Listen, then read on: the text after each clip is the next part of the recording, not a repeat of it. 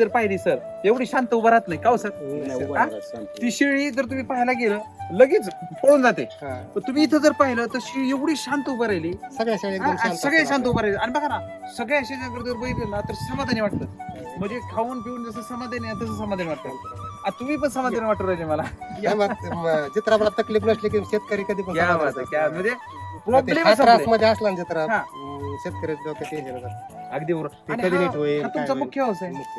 जिगर साधारण 27 महिन्याचा आहे का?